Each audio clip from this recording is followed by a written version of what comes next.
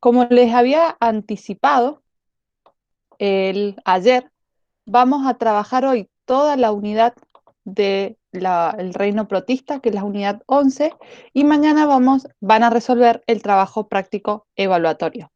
Hoy vamos a ver la unidad, seguramente nos va a quedar algo de tiempo y vamos a trabajar con los trabajos prácticos que tienen ustedes, y mañana vamos a dedicar la clase al trabajo práctico evaluatorio.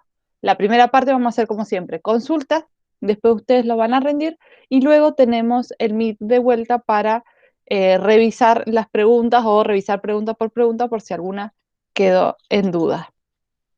Ustedes ahí están viendo la presentación, ¿verdad? Sí, Bien. En la unidad protista, desde cómo lo ve la Facultad de Odontología, digamos, desde cómo lo propone la Facultad de Odontología, es bastante memorístico, porque vamos a ver muchas especies o muchos grupos, y cada uno de esos grupos con sus características. Entonces nosotros vamos a centrarnos solamente en los que nos da la Facultad de Odontología. Hay muchos más protistas, ya lo vamos a ir viendo, pero tendrían que hacer foco en lo que vemos, que es lo que tienen ustedes en sus cuadernillos y en sus apuntes. ¿Se acuerdan a qué dominio pertenecía el reino protista?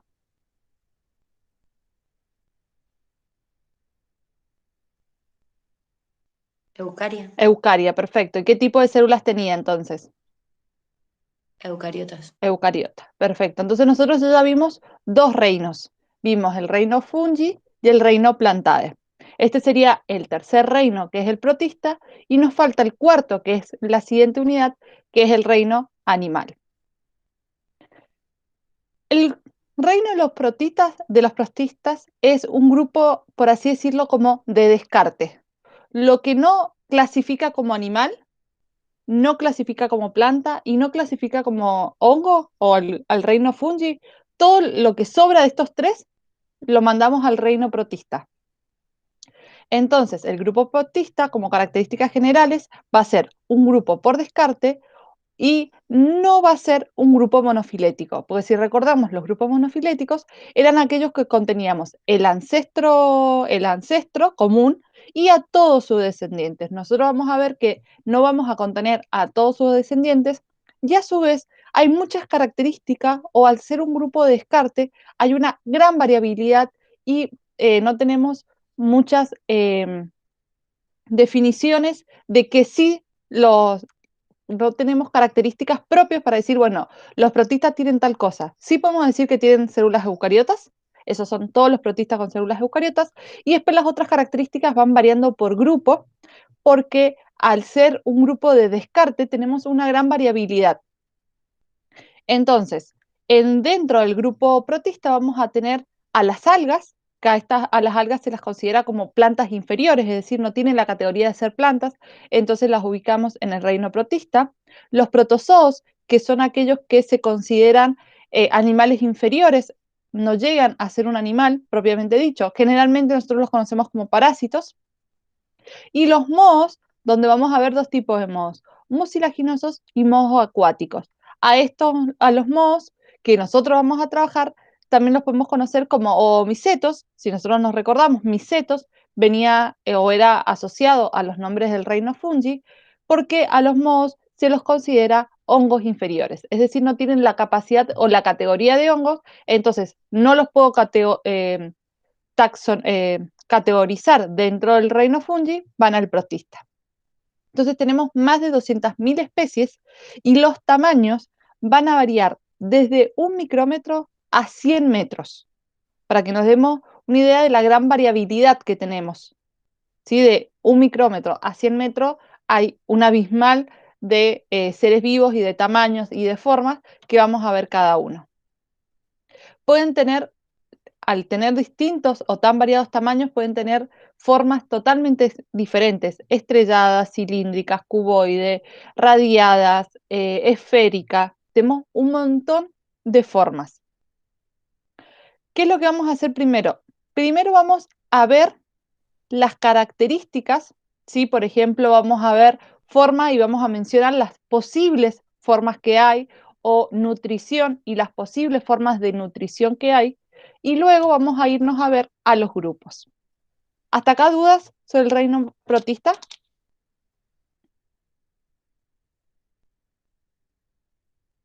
No, ¿Seguimos profe. entonces? Bien. Sí. Entonces, vamos a ver características generales o qué parámetros podemos utilizar para clasificar. Lo primero sería la organización celular, es decir, tenemos organismos que son unicelulares y organismos que son pluricelulares o multicelulares, serían los dos sinónimos. Dentro de los organismos unicelulares tenemos seres vivos que viven individualmente, otros seres vivos que van a formar colonias, y aparece como un caso extraño o diferente, que es los cenocíticos. A los cenocíticos son aquellos protistas que tienen más de un núcleo en su interior. Por eso los vamos a llamar multinucleados. Nosotros lo que siempre vemos, o lo que hemos visto siempre, que las células eucariota tienen un solo núcleo. En este caso serían excepciones donde podemos encontrar organismos con más de un núcleo. Con respecto al hábitat, podemos encontrar organismos simbiontes, es decir, que están en asociación con otro ser vivo y por lo tanto viven gracias a esa asociación. Parásitos, que pueden encontrarse en los líquidos corporales de animales y de plantas. Y después tenemos los correspondientes a vida libre. Los que se encuentran en vidas libres podemos tener acuáticos o terrestres. Los terrestres generalmente se encuentran en suelos húmedos. Los protistas en general se encuentran siempre en algún sedimento húmedo. Y los que son acuáticos vamos a tener los que están formados en los que viven en el océano o en el agua dulce. Y dentro de los que viven en el océano, la mayoría va a formar los fitoplancton. Si ustedes recuerdan cuando vimos fungi y bacterias, dijimos que fitoplancton era una asociación de un organismo eh, fotosintético y un organismo heterótrofo. Entonces, esa asociación de microorganismos es lo que va a formar el fitoplancton. En este caso, tenemos muchas algas que van a formar parte del fitoplancton. Es decir, serían la parte fotosintética de esta simbiosis. Con respecto a la pared celular, tenemos, puede estar desnuda o la pared celular va a estar cubierta. Y puede estar cubierta por una pared celular normal o típica, orgánica o inorgánica, material gelatinoso, escamas orgánicas e inorgánicas, es decir, como estructuras de protección que pueden tener, lóricas que no son unas estructuras externas que van a tener, pero que no toman la forma de los protozoos y pueden ser también orgánicas e inorgánicas. Y después están las tecas, que son una estructura externa más duradera o más dura, que sí se va a moldar al tamaño del individuo. Y estas pueden ser orgánicas e inorgánicas. ¿Estamos hasta acá?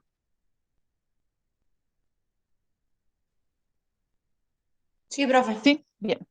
Yo lo que les estoy haciendo es como un recorrido de los apuntes. En el cuadernillo está de otra forma, pero esto es más o menos de los apuntes para que ustedes vean también la variabilidad que hay dentro de todos estos seres vivos. Con respecto a la locomoción, vamos a tener movimientos ameboides. ¿Qué quiere decir esto? Que se van a mover como una ameba, flexiones de células, que las células se van a flexionar y esta flexión me permite el desplazamiento.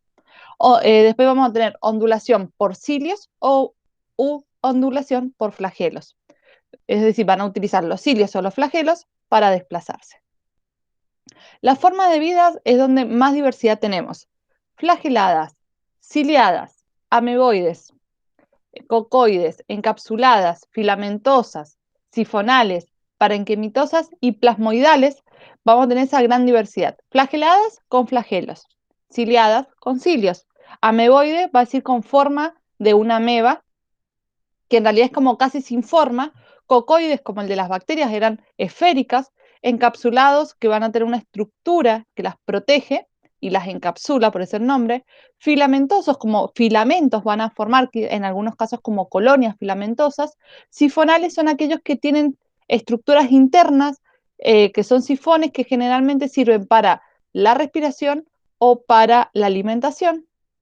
Parenquimatosos son similares al tejido de las plantas y plasmoidales es que tienen una gran concentración de plasma, citoplasma y entonces tienen esa estructura. Con respecto al ciclo de vida, La mayoría va a ser ciclos simples a través de una reproducción asexual, porque como la mayoría son, o hay una gran variabilidad de unicelulares, se van a reproducir de manera asexual. Y después tenemos una alternancia de generaciones, que esto lo vimos en las plantas y en los hongos, donde por momentos va a tener una reproducción asexual y por otros momentos va a tener una reproducción sexual.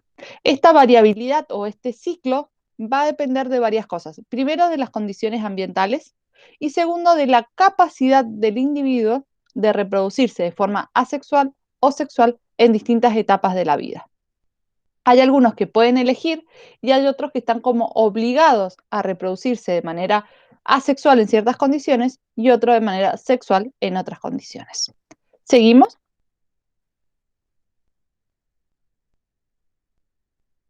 Sí, Si hay algo que no se entiende, me paran, por favor, para que no sea un monólogo y después les quedan las dudas.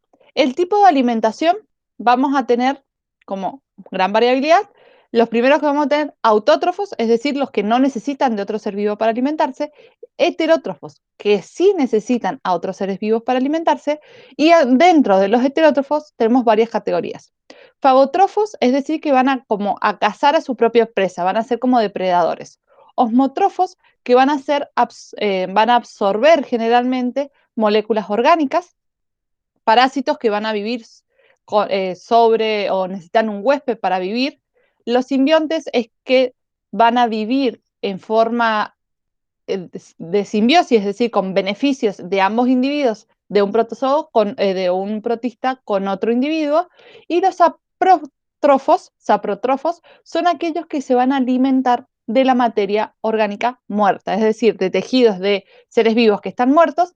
Los saprótofos se van a alimentar de esos, a diferencia de los fagotrópofos que van a cazar, por así decirlo, o se van a alimentar, o los parásitos son aquellos que viven sobre organismos vivos. Los saprótrofos son los que viven sobre tejidos muertos. Y por último, tenemos casos especiales de organismos denominados mixótrofos. Mixótrofo es como un mix a los organismos que tienen la capacidad de reproducirse de manera autotrófica y heterotrófica, los vamos a llamar mixótrofos. Estos organismos son muy atípicos, pero existen y dependiendo de las condiciones se van a alimentar de una o de otra manera. Con respecto al núcleo, nosotros siempre hemos estudiado que las células eucariotas tienen un núcleo y ese único núcleo se encarga de todo. En este caso, como vimos al principio, podemos tener organismos que poseen muchos núcleos. Y a su vez esos núcleos pueden ser idénticos o pueden ser diferentes en macronúcleo y micronúcleos. Macro y micronúcleos están diferenciados por el tamaño, por la cantidad de material genético que van a tener en su interior.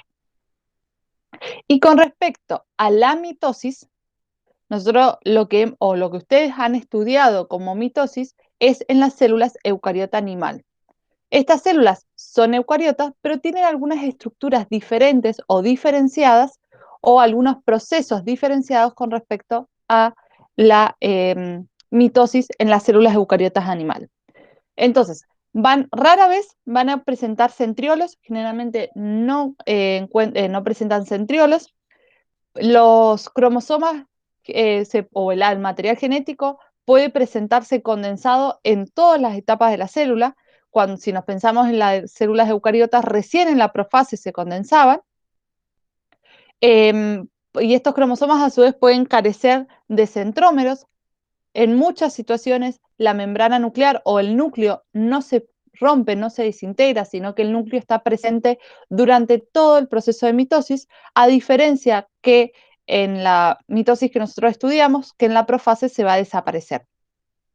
Y en algunos casos no se ubican, al mantener el núcleo, no existe, por así decirlo, la placa ecuatorial, la que ubicábamos los cromosomas en el medio, en la metafase, porque como se encuentra el núcleo, se van a distribuir de manera diferente. ¿Hasta acá alguna duda?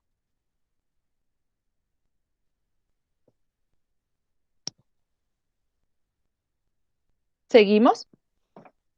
sí, profe. Bien.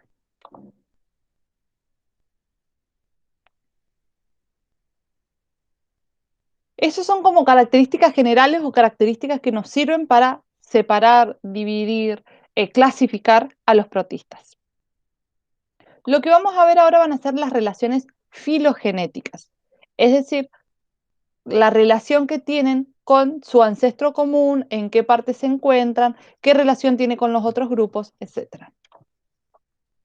Esta sería la relación filogenética que propone la Facultad de Filosofía, de Odontología, perdón. Como ya saben, estos cladogramas, fenogramas, van a ir modificándose o mutándose según qué teoría o qué escuela yo sigo y a su vez también a través de las nuevas investigaciones. Entonces, en la actualidad podemos proponer, este sería el ancestro común de todo el dominio Eucaria. Si todos estos serían pertenecientes al dominio Eucaria. Si nosotros nos vamos a la parte inferior, vamos a ver una aparición reciente de los animales y de los hongos a comparación a las plantas, porque las plantas se originan antes que hongos y animales, teniendo en cuenta esta clasificación, y a su vez a estos o a los otros eucarias van a encontrar lo más cercano que tienen son las algas verdes. Las algas verdes ya las vamos a considerar como protistas. Y a su vez, si vemos, todos estos son los distintos tipos de protistas que nosotros vamos a ir trabajando. Como vemos, están como separados del resto de los eucariotas. ¿Y por qué no decimos que es un grupo monofilético? Porque para que sea monofilético tenemos que tener el ancestro común y todos sus descendientes. En este caso, el reino Plantae, hongos y animales, los sacamos, no pertenecen a los protistas. Y este es el ancestro común que une a todos los protistas. Entonces, por eso los denominamos un grupo no monofilético, porque no incluye a todos los seres vivos, a todos los descendientes. ¿Se entendió el cuadro? ¿Dudas? Se entendió, profe. Bien, perfecto. Entonces, continuamos. Por favor, si tienen dudas, me paran. Ahora vamos a ver puntualmente la clasificación de los protistas. Es decir, cómo los vamos a clasificar y cómo los vamos a estudiar. Los protistas, como hay tanta diversidad, se pueden clasificar de un montón de maneras. Nosotros nos vamos a orientar según la clasificación que propone la Facultad de Odontología. Y esta clasificación tiene en cuenta la nutrición y la organización celular. ¿Por qué les hago este enfoque con respecto a la Facultad de Odontología? Porque esto es diferente a cómo lo trabaja la Facultad de Medicina, tanto para tecnicaturas como para medicina. Le hago esta aclaración por si ustedes ven videos o estudian con alguien de medicina, esta unidad y la unidad de animalia las tendrían que estudiar por separado, porque es muy diferente. En las otras unidades es lo mismo, nada más que, por ejemplo, con tecnicatura, como nos ha pasado en unidades anteriores, vemos todo lo mismo y ustedes tienen un anexo extra. En cambio, en esta unidad es totalmente diferente. Entonces es importante que cada uno estudie desde sus apuntes. Entonces, según la organización celular y la nutrición, la Facultad de Odontología clasifica al reino protista como autótrofos fotosintéticos, como grupo 1, autótrofos y heterótrofos, como segundo grupos, heterótrofos multinucleados o multicelulares, perdón, sería el tercer grupo, y el último grupo son los heterótrofos unicelulares. Esas son las 4 categorías que forma o que explica la Facultad de Odontología. ¿Seguimos?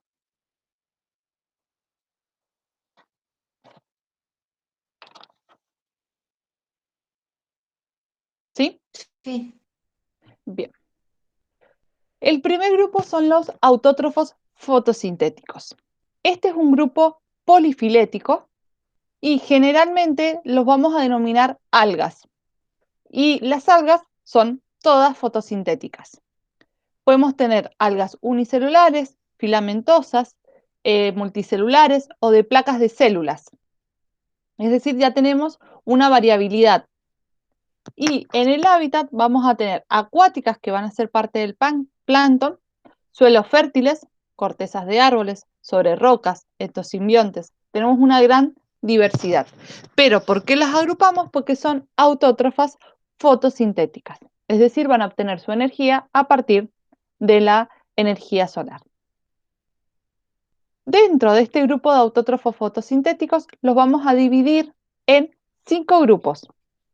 Las algas basilófitas o diatomeas, las crisófitas o algas pardas doradas, las clorófitas o algas verdes, estas eran las que estaban más asociadas o más familiarizadas con el reino Plantae, las feófitas o algas pardas y por último las rodófitas o algas rojas.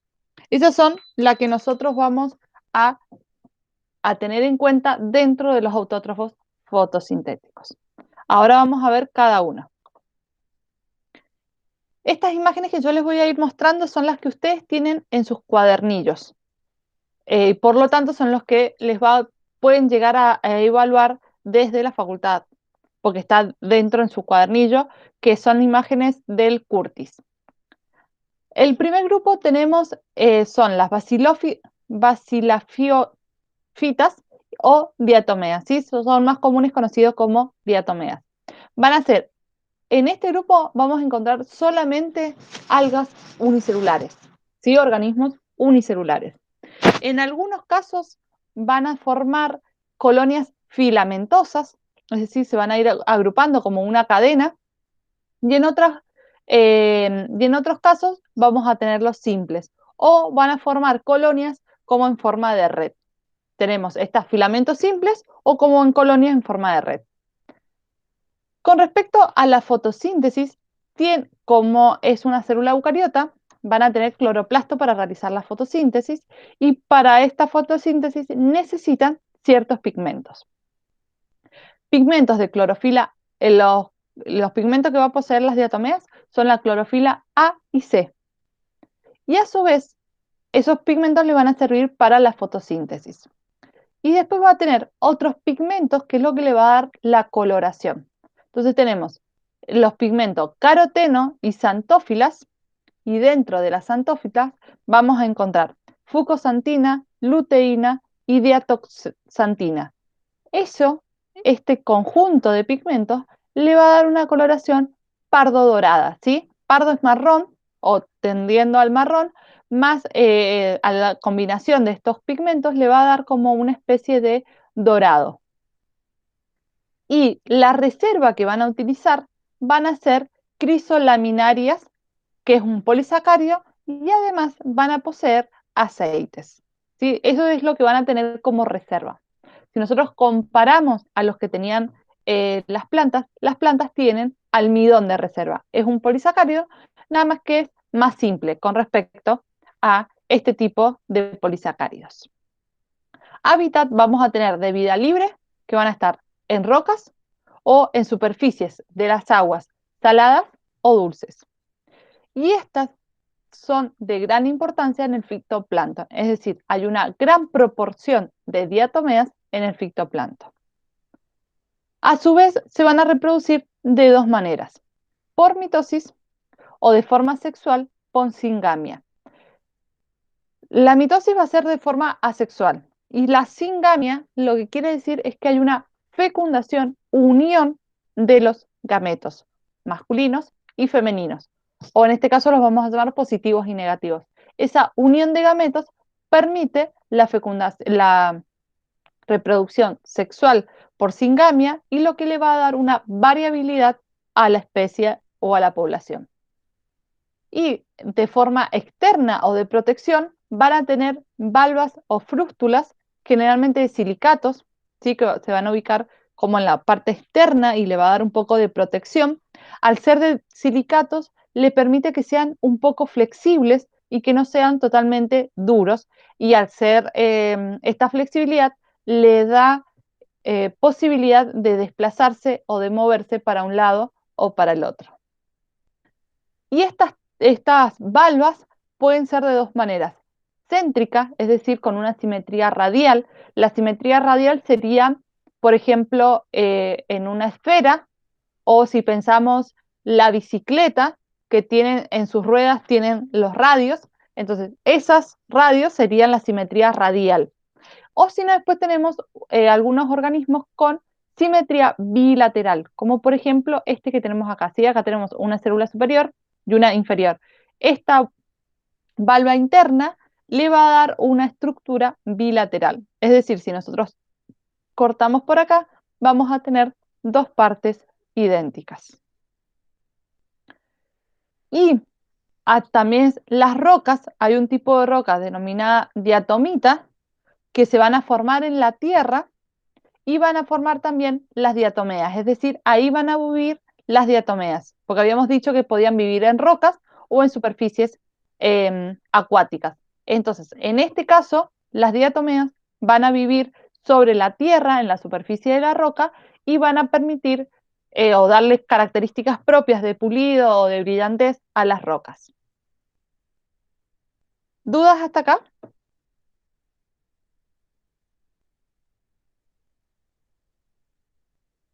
¿Seguimos? Sí, profe. Sí, perfecto. El segundo grupo son las denominadas crisófitas o algas pardo-doradas. Generalmente, son algas unicelulares y generalmente las vamos a encontrar en colonias. Muy raro que vivan de forma individual. Las encontramos en colonias. Como también van a realizar fotosíntesis, van a tener clorofila A y C. Y además van a tener el pigmento fucosantina. Como dijimos anteriormente, estas también tenían fucosantina y por lo tanto les va a dar un color pardo doradas. Estas solamente van a tener fucosantina, las diatomeas van a tener una variabilidad de pigmentos. Y su reserva va a ser crisolaminaria o leucocina, que también son polisacáridos pero son líquidos, y además van a tener gotas de lípidos. En el anterior teníamos aceites, estos tienen gotas de lípidos. ¿Por qué voy haciendo todas estas comparaciones? Porque después a veces preguntan sobre las diferencias entre un grupo y otro. Por eso, en su trabajo práctico de protista, tienen un cuadro comparativo de cada uno de los grupos y van comparando todas estas estructuras diferentes que tienen. Van a vivir en aguas dulces, van a tener una reproducción asexual de división longitudinal, es decir, longitudinalmente se van a dividir, van a duplicar, son una estructura, van a duplicar su material genético y todas las estructuras, y luego se van a dividir longitudinalmente generando dos individuos idénticos. Y reproducción sexual a través de la formación de quistes silíceos. Estos quistes silíceos serían como una especie de esporas, pero no llegan a el nivel de esporas, por eso les hablamos de quistes silíceos, y al ser de silicio tienen cierta flexibilidad y no son tan resistentes.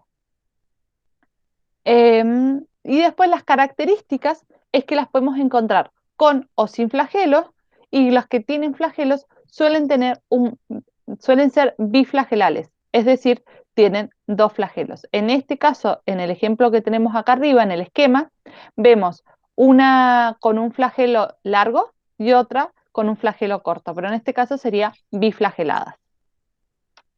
Van a tener estatocitos o estastoesporas, que sería un caparazón externo de silicio y lo que les va a dar una mayor protección que la membrana celular.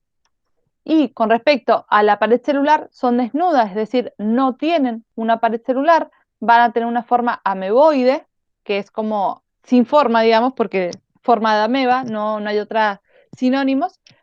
Algunas pueden tener escamas, envolturas mucilaginosas, tecas, escamas de sílice, ¿sí? Es decir, no tienen pared celular, pero pueden tener todas estas estructuras que la protegen.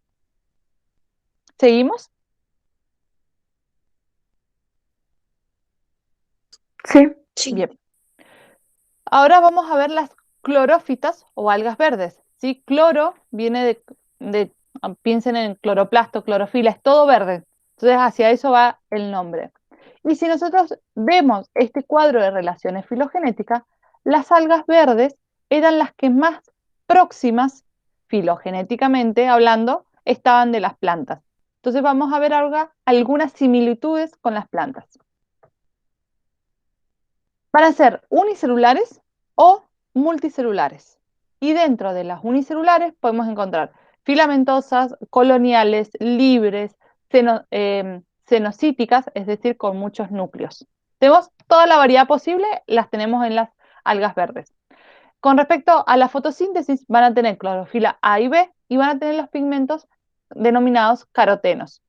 Y acá encontramos la primera similitud con las plantas, que van a tener almidón de reserva. Las plantas tenían como reserva almidón, que las podíamos encontrar en las semillas o, por ejemplo, en algunos tejidos como la papa.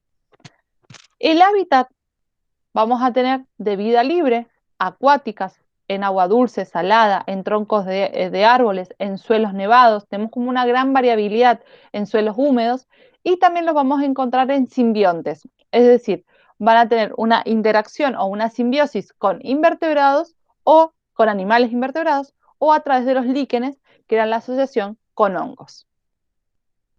La reproducción va a ser asexual o sexual, es decir, va a tener una alternancia de generaciones, se va a reproducir en un momento de forma asexual, en otro momento de forma asexual y después de forma sexual.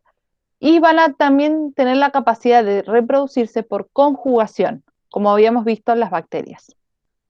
La pared celular está compuesta por celulosa, otra similitud con las plantas. ¿Sí? Las plantas tienen su pared celular con celulosa. Y algunas pueden poseer escamas y otras estar ausentes y solamente tener su pared celular de celulosa. Ahora vamos a ver el ciclo de vida, ¿sí? O el ciclo de alternancia de generaciones. ¿A qué nos referimos con alternancia de generaciones? Estas son dos especies, ¿sí? Primero vamos a ver o analizar el ciclo de vida de la lechuga de mar, se llama, que es un alga. Entonces, la primera parte del ciclo, esta es una estructura y esta es otra estructura que se llama gametofito. ¿Por qué recibe el nombre gametofito? Porque es el encargado de producir los gametos. Entonces, tenemos un gameto en la parte superior que va, un gametofito en la parte superior que va a generar un gameto. En este caso los vamos a llamar positivo o negativo, no femenino, femenino masculino, y el gametofito inferior va a generar un gameto negativo. La unión de ese gameto positivo y negativo va a formar un cigoto. Ese cigoto va a formar un nuevo individuo que se va a desarrollar. Una vez que llega a adulto, lo vamos a llamar esporofito. Y a su vez, ese individuo que se llama esporofito va a formar esporas. Ese esporofito va a ser diploide, ¿sí? Este segmento acá es diploide porque es la unión de dos gametos, y este esporofito va a formar esporas. Las esporas van a ser haploides y cada una de esas esporas, cuando germine, va a formar un gametofito haploide. Y este gametofito va a generar nuevamente una gameta. Entonces, en esta parte, de acá hasta acá, donde hay la participación de las gametas, decimos que es un ciclo sexual. En esta segunda parte del esporofito, donde solamente participa un solo individuo y no hay gametas, vamos a llamarlo la parte asexual del ciclo. ¿Se entendió este ciclo? ¿O necesitan que repita algo?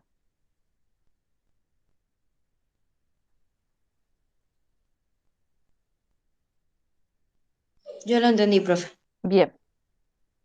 Y después acá tenemos otra especie que se llama cladomora. Es el mismo mecanismo, nomás que está expresado de diferentes maneras y ustedes tienen ambos gráficos en sus cuadernillos, entonces por eso lo dejé para que lo trabajáramos a los dos. Vamos a iniciar en la parte superior. Acá yo tengo un individuo haploide, una gameta, se une con otra gameta, se produce el proceso de fecundación y voy a tener al individuo diploide. Este individuo diploide, por meiosis, va a generar gametas. Estas gametas, como fueron producidas por meiosis, van a ser haploides. Entonces, al ser haploides, tienen la capacidad de unirse a otro ser vivo o a otra gameta para formar nuevamente la fecundación y el cigoto. Por lo tanto, toda esta partecita de verde sería su ciclo sexual. Y esta pequeña parte de violeta sería su ciclo asexual, porque a partir de un individuo voy a generar gametos o individuos, porque estos son individuos haploides. Y en esta parte donde participan los gametos es donde yo voy a llamar el ciclo sexual. Por eso se llama alternancia de generaciones. ¿Por qué? Porque hago un momento asexual, después hago otro momento sexual, asexual, sexual, asexual. Lo mismo pasa acá. Primera parte sexual, una parte asexual, asexual y después vuelve de vuelta a la parte asexual. Por eso se llama alternancia de generaciones. Una generación, otra generación. Voy cambiando en cada una de las generaciones. Obviamente, todo esto está relacionado y está afectado a las condiciones ambientales. ¿Se entendieron los dos ciclos? ¿Sí? ¿Seguimos? Sí, profe. Bien, perfecto. Después tenemos el siguiente grupo, son las algas pardas o feófitas. Pardas es de un color similar tirando a un marrón. ¿Sí? Este sería un ejemplo de individuo. En este caso, esta fotografía pertenece a un individuo multicelular porque podemos ver algunos tejidos diferenciados y por lo tanto en las algas pardas todas van a ser multicelulares. ¿Sí? Estos son distintos tejidos, no está formado por una sola célula. Van a ser todas pluricelulares y van a tener como pigmento para la fotosíntesis la clorofila A y C y van a tener fucosantina. ¿Sí? Acordémonos que la fucosantina también estaba en las algas pardas doradas. En este caso van a ser solo pardas. Y van a tener como reserva crisolaminaria, manitol y aceites en algunas ocasiones. La reserva también es algo muy diferente que hay en cada una de las especies. Hábitat va a ser en medios acuáticos y generalmente en aguas saladas, templadas. ¿Sí? No se encuentran ni en aguas muy cálidas ni en aguas frías, sino que tienen que ser marinas o saladas y templadas. Y a su vez también van a tener una reproducción sexual con alternancia de generaciones. Y la pared celular va a ser de celulosa, al igual que las plantas, al igual que las algas verdes, y van a tener además en su interior, si tienen algina. Esa es una sustancia que el ser humano le da una importancia comercial porque nos permite gelidificar o algunas sustancias o algunos elementos. Pero eso es algo natural que tiene este tipo de algas y el ser humano aprovecha y lo utiliza para su beneficio. ¿Estamos hasta acá?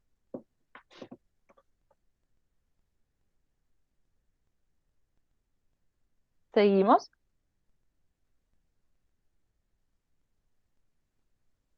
Perfecto. ¿Alguna duda?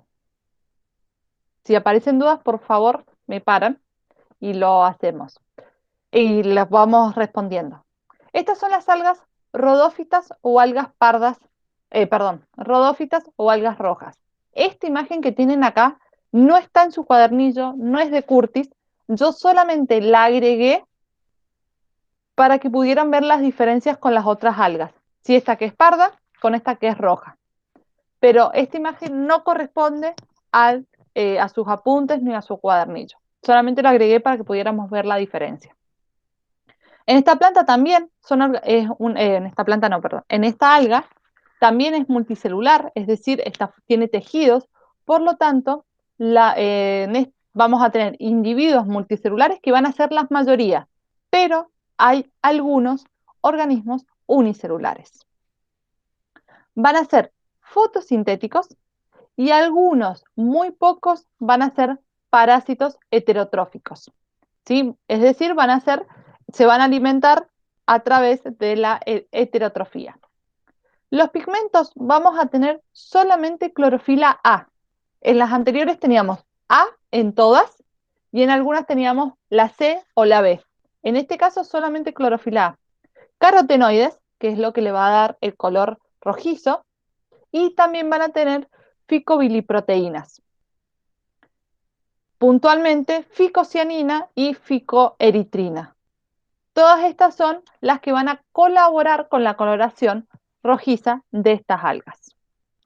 La reserva va a ser un polisacárido, va a ser el almidón, pero un tipo puntual y particular de almidón, va a ser el almidón florídeo, que es diferente al almidón que tenían las plantas.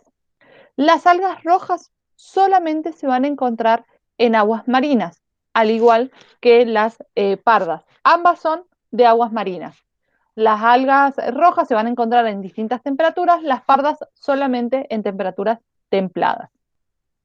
Con respecto a la reproducción, van a tener reproducción asexual y sexual con alternancia de generaciones y además van a tener ciertas características propias de ellas.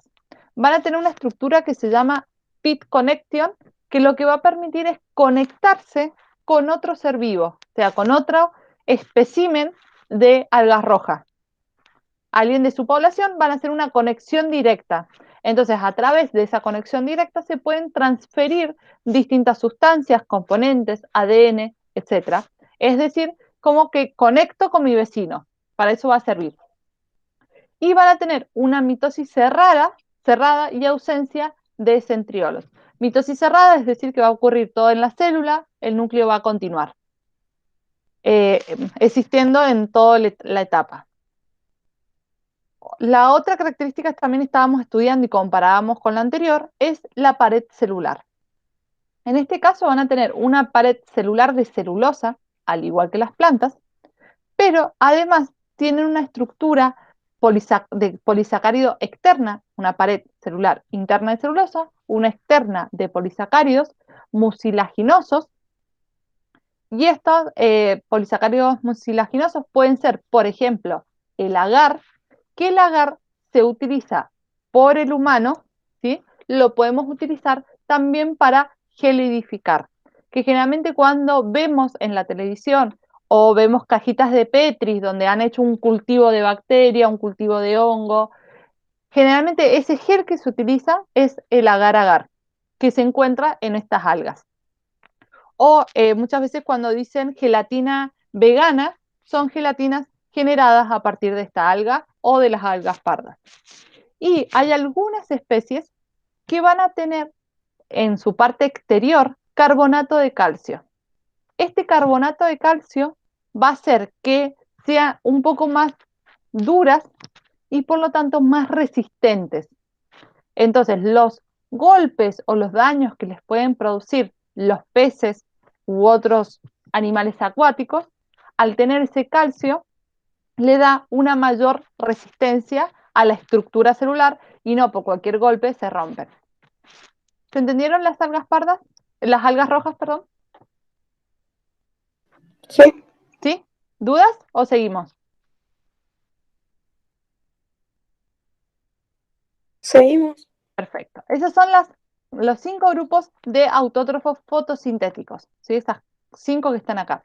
Ahora vamos a ver los que son autótrofos y heterótrofos. Dentro de los autótrofos y heterótrofos vamos a tener 2 grandes grupos. Y a su vez, clasificarlos es un poco difícil porque tienen la capacidad tanto de hacer fotosíntesis como de ser heterótrofos. Entonces es un grupo como muy general y a su vez los clasificamos. Vamos a tener 2 grupos, los dinoflagelados pirofitas o los eugulenoides o euglonofitas.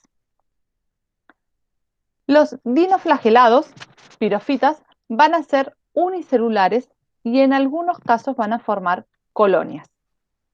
Van a ser fotosintéticos o algunos tienen la capacidad de ser heterótrofos.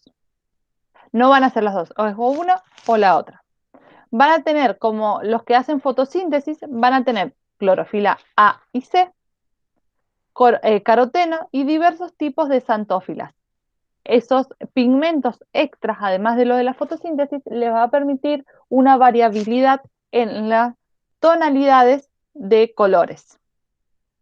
Y como reserva van a tener lípidos y granos de almidón. ¿Sí? No es que hacen un gran paquete de almidón, sino que van haciendo pequeños granos de almidón. El hábitat es generalmente acuático, en agua dulce o salada, y también en los dinoflagelados tenemos una gran importancia o un gran aporte en el fitoplancton. De vida libre o sésil, es decir, que se van a mover o más quietos, pueden ser parásitos, muy pocos en este grupo, endosimbiontes, es decir, que hacen una simbiosis en el interior de algún organismo, por ejemplo, las zooxantelas, que pueden hacer simbiosis con nidarios o moluscos, a los que se encuentra generalmente en aguas saladas o dulces, porque tenemos también moluscos de agua dulce. La reproducción es de forma asexual y va a ser longitudinal, es decir, va a dividir por la mitad a través de un eje longitudinal su material genético y de esa manera generar nuevos individuos. ¿Qué características tienen en general? Se desplazan por flagelo. ¿Sí? Estos tres van a ser especies y cada uno va a tener flagelos para desplazarse. Dos, generalmente van a tener dos perpendiculares. Tienen vesículas con placas de celulosa en su interior que poseen silicato. Esto también le va a dar una mayor estructura y flexibilidad. También en su interior tienen unas estructuras llamadas tricocistos, que son orgánulos que les van a permitir utilizarlos en defensa. Es decir, cuando se sienten amenazados, van a liberar estos tricocitos como si fueran piedras que liberan o más filosas y generan un daño alrededor. Con respecto al núcleo, van a tener un doble núcleo, a lo que se va a denominar dinocarion, y su ADN va a estar muy condensado y no va a presentar histonas, a diferencia de lo que siempre hemos visto que el ADN se va condensando con las histonas. Con respecto a la mitosis, los dinamitosis, es decir, van a tener una dinamitosis que lo que significa es que tenemos los cromosomas anclados a la membrana celular, a la membrana nuclear, por lo tanto, el núcleo nunca se va a desintegrar durante todo el proceso de la mitosis. Algunos tienen la capacidad de ser bioluminiscentes. Muchas veces vemos en las noticias que muestran imágenes del mar donde hay organismos que son bioluminiscentes. Algunos son de estos dinoflagelados. Y otra cosa también que es importante quizás hacer la diferencia o aclararlo, porque cuando se nos viene marea roja a la cabeza o nos dicen marea roja, lo primero que hubiésemos pensado es que es producida por algas rojas, pero no es así. La marea roja es producida por toxinas que van a liberar estos dinoflagelados que van a atacar el sistema nervioso de peces y moluscos, no le va a producir la muerte a los peces y a los moluscos, pero cuando nosotros consumimos a esos peces y a esos moluscos, lo que van a generarnos es una insuficiencia respiratoria. ¿Por qué? Porque es una intoxicación paralítica. ¿Qué quiere decir esto? El pescado tiene un problema en el sistema nervioso por las toxinas que liberan los dinoflagelados, que al pescarlo no sabemos si tiene problemas o no. Yo lo consumo, una vez que lo consumo, me intoxico de manera paralítica, lo que va a significar que mis músculos no tengan la capacidad de moverse, de contraerse. ¿Sí? Sistema respiratorio, nosotros cuando respiramos sentimos que nuestra caja torácica y nuestro diafragma se desplaza. Al estar eso paralítico, yo no puedo respirar. No puedo respirar, no va a ingresar oxígeno a mi sangre y eso es lo que puede producir la muerte en el ser humano y en los mamíferos en general. Entonces, la marea roja es producida por una toxina de los dinoflagelados. ¿Dudas hasta acá?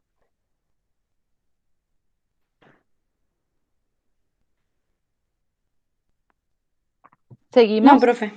Bien.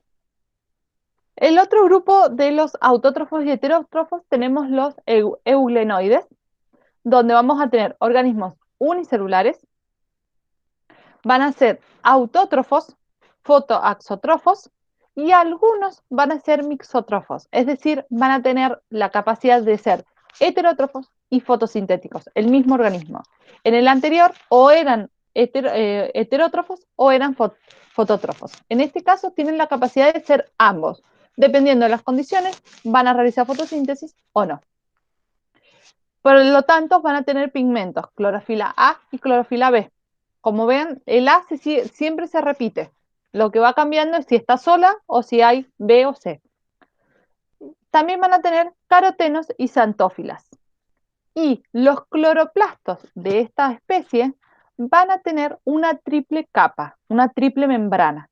Los cloroplastos de las plantas o el resto de los seres vivos que tienen cloroplasto tienen una capa, tienen una bimembrana. En este caso va a ser una triple membrana. Y la reserva van a tener como reserva el polisacárido llamado paramilo. Este polisacárido solamente se encuentra en estos organismos. Entonces es algo muy típico de estos microorganismos, de los eulenoides, como algo que los clasifica o que los identifica. Con respecto a el hábitat, tenemos hábitat de vida libre, agua dulce, salada o sedimentos húmedos. En esos tres lugares los podemos encontrar. Con respecto a la reproducción, van a tener una reproducción asexual donde tenemos una división longitudinal del individuo.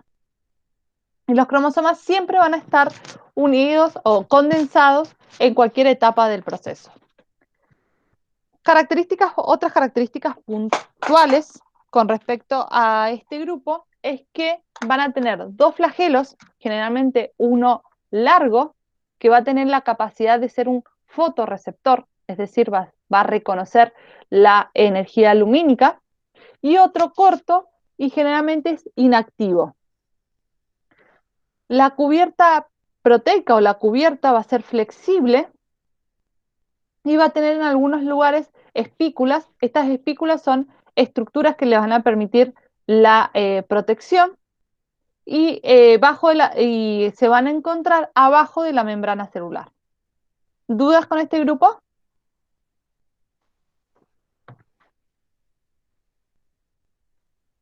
¿Seguimos? No, profe. Bien. Volvemos al cuadrito inicial. Tenemos autótrofos fotosintéticos. Ya vimos las 5 categorías. Autótrofos y heterótrofos, vimos las 2 categorías. Ahora nos vamos a ir a los heterótrofos multinucleados o multicelulares. ¿Qué características tienen en común? Que son conocidos como mohos. No hay otra característica que nos además de ser heterótrofos multinucleados o multicelulares, no tenemos otra forma de asociarlos. No tienen características en común, digamos. Entonces vamos a ver dos grandes grupos, los mohos mucilaginosos y los mohos acuáticos u oomicetos. Sí, acá aparece de vuelta la palabra micetos, entonces los consideramos como hongos inferiores. Los mohos mucilaginosos se van a dividir en dos grandes grupos, plasmoides o mixomicetos, que es una masa única con muchos núcleos diploides, que es lo que vamos a denominar cenocítico a la gran cantidad o más de un núcleo, o celulares acromicetos, que van a ser células haploides separadas por membranas. Entonces, dos grupos, uno con muchos núcleos diploides, otras células haploides, y van a estar separadas entre sí por membranas. En este caso van a ser heterótrofos.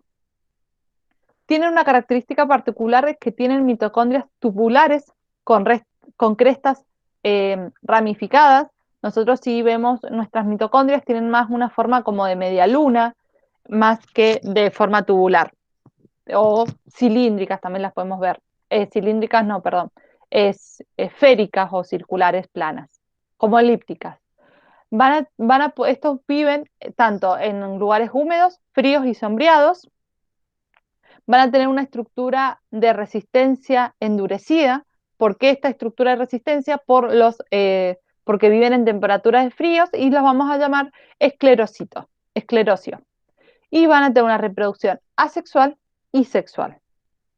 Los mohos acuáticos o micetos van a ser todos cenocíticos, es decir, que tienen muchos núcleos en su interior y van a formar filamentos o hifas, ¿sí? Filamentos que en su conjunto van a formar hifas. Producen células flageladas en alguna etapa de su ciclo celular, no necesariamente en el adulto. Por ejemplo, sus gametas pueden ser flageladas o no, o pueden formar esporas. En alguna etapa van a tener flagelos. Van a ser saprobios o parásitos, es decir, se van a alimentar de tejido muerto o van a parasitar a algún ser vivo que esté vivo en ese momento. Y la reproducción va a ser asexual con la formación de esporas, las cuales van a tener dos flagelos, y de forma sexual a través de gametas. Y en este caso también tienen las estructuras denominadas gametotangios, gametangios, estoy trabada. Van a tener gametangios que lo que son sacos que contienen gametas. Lo mismo lo vimos en el reino fungi y lo vimos recién en el ciclo de las algas. ¿Sí? Son sacos que contienen gametos. ¿Consultas hasta acá? ¿Seguimos? Sí, profe. Sé que ha sido como un poco monólogo y teórico, pero no nos queda otra con esta unidad. Entonces ya vimos los acuáticos fotosintéticos, los autótrofos heterótrofos y los heterótrofos multinucleados y multicelulares. Y por último, nos quedan los heterótrofos unicelulares.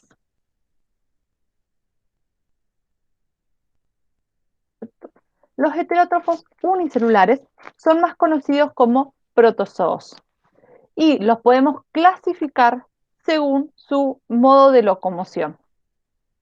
Por ejemplo, los zooflagelados o mastigoforos van a tener flagelos para desplazarse.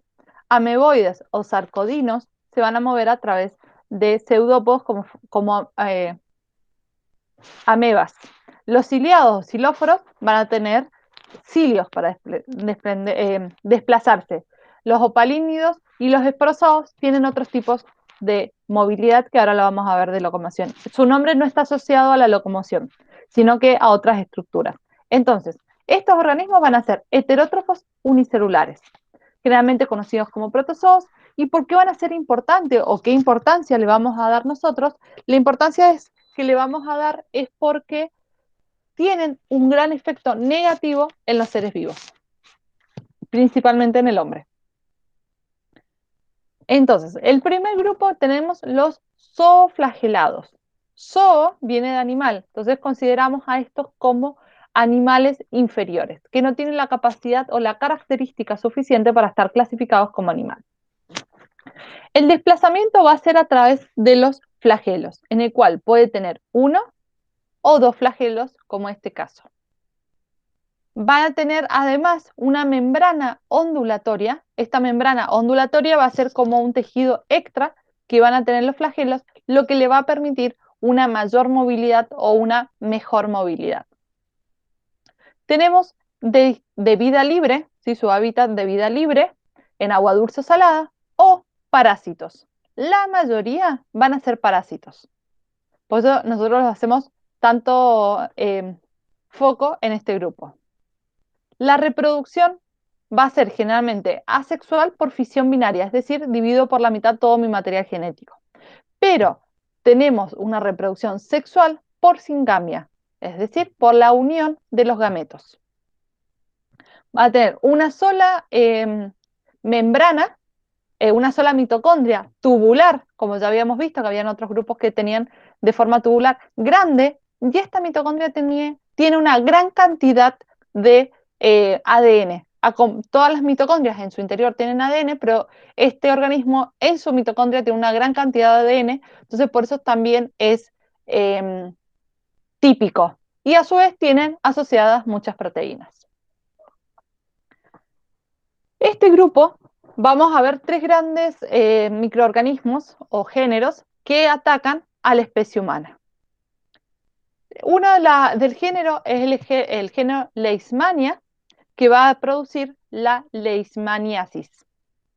Es un parásito que van a necesitar un vector, que es un mosquito, que es el género Phebotomus o Lutzomia, y este mosquito tiene que ser un hematófago, es decir, alimentarse de sangre.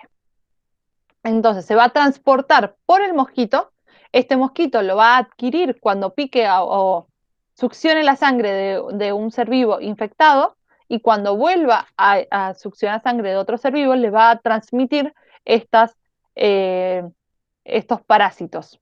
Al mosquito no le va a pasar nada porque es solamente un vector, y nosotros, por ejemplo, o los mamíferos, vamos a servir de hospedadores. Entonces, a los hospedadores nos puede generar úlceras cutáneas, inflamación grave en hígado y en el vaso. Otro grupo que quizás sí lo conocen o lo conocen más es el Trypanosoma. Trypanosoma va a ser el género. Tenemos dos o tres especies más importantes, que es la que vamos a ver. Vamos a ver primero el Trypanosoma cruzi. Trypanosoma cruzi quizás lo han escuchado, ¿sí? Es el que provoca el mal de Chagas o el Chagas-Massa, que va a utilizar como vector insectos hematófagos, es decir, insectos que se alimentan de sangre. La más conocida va a ser la vinchuca, ¿sí? O la más conocida o la más propagada, o el insecto que más propaga esta enfermedad va a ser la vinchuca, que es lo que nosotros conocemos diariamente. Después tenemos otras especies que también van a servir como transportadores de este parásito. Una vez que llega al huésped, que seríamos nosotros, los mosquitos o los insectos hematófagos no van a sufrir nada porque ellos son vectores nomás, solo transportan. A los que se van a alimentar de nosotros o generarnos daños es a los mamíferos o a nosotros como ser humano. ¿Qué nos va a afectar? Nos va a generar una afección en la sangre. Como la sangre se va a propagar por todo nuestro cuerpo, va a generar daños en el corazón y también van a afectar el sistema nervioso periférico. Todos esos efectos nos va a generar este protista en nuestro interior. Después también tenemos otros dos especies más del género Trypanosoma. Trypanosoma brucei y Trypanosoma rhodesiense. Estos dos van a producir la enfermedad africana o la enfermedad del sueño, que se conoce como del sueño, y van a utilizar como vector a la mosca africana tsetse. Si esta es una mosca que también se va a alimentar de nuestra sangre y nos va a transmitir a estos dos tipos de especies, y ambas nos van a producir la enfermedad del sueño. Y por último, la Guardia lamblia, que va a producir la giardiasis. ¿Sí? En este caso sería esta segunda imagen. Esta es la que produce giardiasis. ¿Cómo consumimos o cómo nos produce la giardiasis? Es a través de una ingesta directa. Nosotros tomamos agua no potabilizada, agua contaminada, nos podemos tomar giardiasis. ¿Sí? Nos vamos a generar giardiasis, vamos a consumir la giardia. Entonces, o en frutas y verduras no lavadas correctamente, en todo eso nosotros no los vamos a ingerir. A diferencia con la leishmania y la trypanosoma, es que estas las vamos a adquirir a través de un vector, y esto directamente es a través de la ingesta, no necesita un vector. ¿Dudas hasta acá? ¿Quedó claro? Estas especies y enfermedades hay que prestarle atención porque son importantes, que las desarrolla la facultad. ¿Continuamos? Sí, profe, se Sí. entendió. Perfecto. El otro grupo son los que denominamos ameboides o sarcodinos. Como ven acá, estos no van a tener flagelos. Tienen desplazamientos que se denomina por pseudópodos lobulados, que quiere decir que van a extender. Imagínense como una especie de gelatina, porque va a estar en su interior citoplasma. Entonces lo que va a hacer es desplazar un segmento de su cuerpo, o la membrana celular de su cuerpo, luego va a desplazar el interior y va a despegar lo que le quedó atrás. ¿Sí? Va a ir como arrastrándose y adheriéndose al nuevo sustrato. Podemos encontrar de vida libre, donde la vamos a encontrar acuáticos o terrestres, acuáticos tanto en agua salada como dulce, o los podemos encontrar de forma de parásito. Van a tener una reproducción asexual por mitosis o reproducción sexual por singamia, unión de gametas. La pared celular va a estar ausente y en algunos casos se van a encontrar con tecas que van a ser brillantes en algunos casos y van a estar formadas por sílice. Esas que están así serían las tecas y es lo que les va a dar como una mayor protección. Los vamos a encontrar de vida libre, marinos, pueden vivir en sus, a través, asociadas a conchas o sus tecas se van a generar de una forma tan gruesas o tan protectoras que les va a permitir vivir en el fondo del mar, en el lodo. ¿Sí? A través de estas tecas le van a dar una protección y van a permitir sobrevivir en el fondo del mar. En el hombre, no sé, no, vamos a encontrar dos especies que nos pueden generar daños. La Emphamoeba histólica, que nos va a producir una disentería amebiana, esa sería la enfermedad, y lo que genera sangrado en la úlcera del colon, y si pasa al hígado, va a generarse un daño en el hígado y a su vez una distribución a todo nuestro organismo, porque en el hígado va a pasar la sangre para ser limpiada, por así decirla, o para que elimine desechos. Entonces, una vez que pasa al hígado, puede pasar por todo nuestro cuerpo y la manera de infección es en la vía fecal-oral. Por eso es muy importante, en este caso, para evitar estas enfermedades, la limpieza o la higiene personal. Y la otra especie es la Acanthomoeba, el género, perdón, no es la especie, y va a tener de vida libre en la mayoría de los casos, pero si encuentra las condiciones adecuadas, va a ser un parásito oportunista. Entonces, generalmente no las podemos contagiar a través de las infecciones de los lentes de contactos. Al no tener una buena higiene de nuestras manos, de los lentes de contactos, no las podemos transmitir a los ojos. ¿Seguimos? Sí. Bien. El tercer grupo eran los ciliados o cilioforos, es decir, van a tener un desplazamiento por cilios, como lo dice su nombre. Tenemos de vida libre, acuáticas de agua dulce, salada o en el suelo, y van a ser parásitos no patógenos en algunos casos. ¿Qué significa esto? Que van a vivir de un ser vivo, pero no le van a generar daño. Le pueden sacar nutrientes, pero no generan daños en algunos de sus tejidos. Como características típicas van a tener lo que se denomina tricocistos. Tricocistos, lo que dijimos, eran estructuras de defensas que se liberaban si fueran necesarias. A su vez van a tener en su exterior quistes de resistencia, que les va a dar una firmeza al organismo, y van a controlar a través de estos quistes el crecimiento de la célula. Vamos a tener macronúcleos y micronúcleos. Sí, este como larguito sería el macronúcleo y este pequeño sería el micronúcleo. Entonces, estos micronúcleos van a participar en el proceso sexual.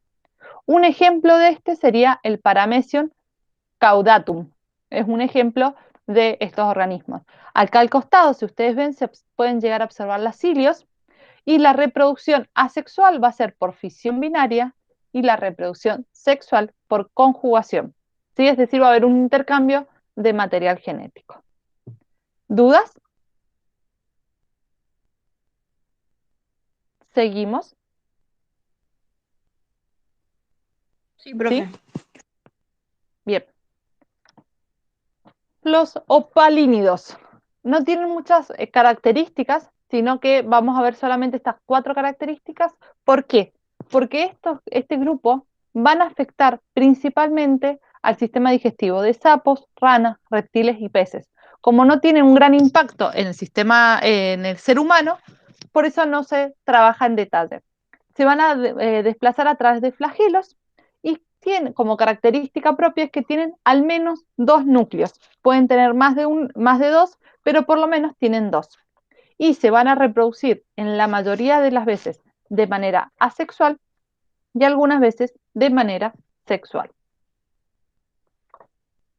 Y el último grupo que nos queda es el esporozoos, donde se van a desplazar por flexión, es decir, se van a ir moviendo a medida que se mueve toda la célula, no tienen ni cilios ni flagelos, pueden ser parásitos intracelulares o parásitos extracelulares, que viven en el interior de la célula o fuera de la célula.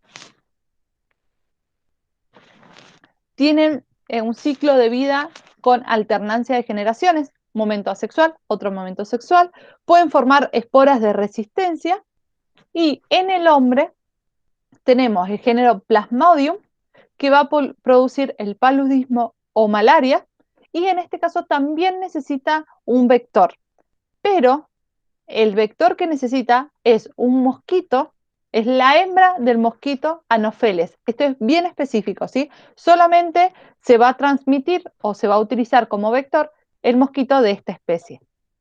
En las otras que habíamos visto era como más general. Y tenemos 4 tipos de Plasmodium que vamos a trabajar, el Vivax, Ovale, Malaria o el Falciparum. ¿Qué es importante acá? Que el Falciparum es el único que es letal para el ser humano. ¿Sí? Para el resto no serían letales, por eso es importante esta diferenciación entre estos 3 y y el Falciparum. Falciparum va a generar una muerte en el organismo, en nosotros, por ejemplo. Estos 3 van a generar daños, como la malaria, paludismo, pero no van a generar la muerte del individuo. ¿Hasta acá estamos con esto? ¿Seguimos? Sí, profe. Bien. Lo que voy a dar ahora, ¿sí?, es el ciclo del esporozoos, es decir, el ciclo del plasmodium. Puntualmente, el plasmodio vivax. Este plasmodium tiene una alternancia de generaciones. Se va a reproducir en parte de manera sexual y en otra parte de manera asexual. Y como dijimos, necesita al mosquito como vector. Esto sería acá la piel humana y acá también sería la piel humana. Entonces, desde la piel humana de un ser vivo infectado, el mosquito absorbe esos microorganismos, adquiere esos microorganismos no voluntariamente, obviamente al succionar la sangre se lleva estos microorganismos y dentro del mosquito se van a formar las gametas, la gameta femenina y la gameta masculina. Puntualmente, en el tubo digestivo del mosquito de esta especie, solo de la especie Anopheles y en la hembra, se va a producir la unión del gameto femenino con el gameto masculino, es decir, se va a producir la fecundación. Acá tenemos, al ser gametos son haploides, va a ocurrir la fecundación, se va a formar el cigoto, a partir de acá van a ser diploides, y desde el intestino, desde el tubo digestivo del mosquito, van a liberarse y van a ingresar a las glándulas salivales del mosquito. Van a esperar en las glándulas salivales. Esto sería la reproducción sexual, ¿sí?, el ciclo sexual del plasmodium. Y van a quedarse ahí en las glándulas salivales. ¿Esta parte sexual se entendió? ¿O necesitan que repita algo?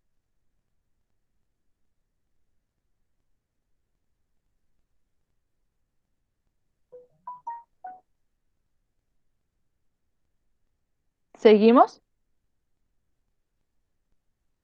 Se entendió, profe. Bien, para que les quede bien claro, y vamos paso por paso. Una vez que el mosquito internamente pasó por todo esto, que el mosquito obviamente no lo registra porque ni siquiera se produce algún daño, al tenerlos en las glándulas salivales, al, al succionar la sangre de otro ser vivo, de otro humano, lo que va a hacer, como estos protozoos se encuentran, o esporozoos, se encuentran en las glándulas salivales, lo que va a hacer es transmitirnos a nuestro corriente sanguíneo.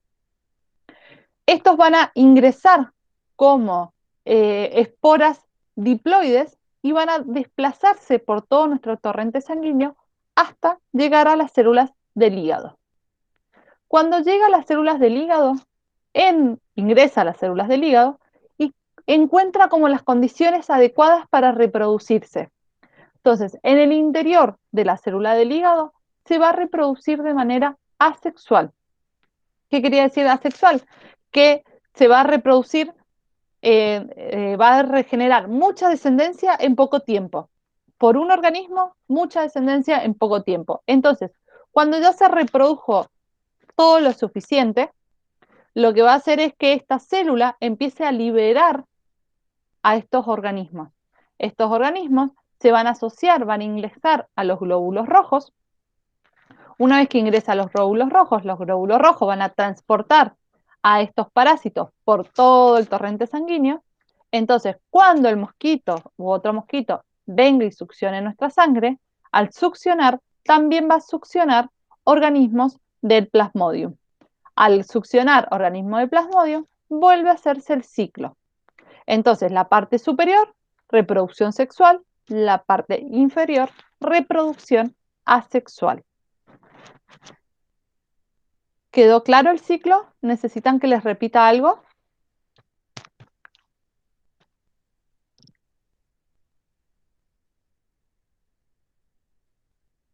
Quedó claro. Bien. Para que ustedes sepan qué es lo que se van a encontrar en sus cuadernillos. En sus cuadernillos van a encontrar esta imagen con esta explicación, que esta es la explicación puntual y específica del Plasmodium vivax. Previamente a esta imagen tiene una explicación general de todos los Plasmodium. Entonces tienen esas dos clasificaciones o esas dos explicaciones para que vean en detalle. Entonces el mosquito actúa de vector, nosotros actuamos de hospedadores. ¿Alguna consulta de toda la unidad?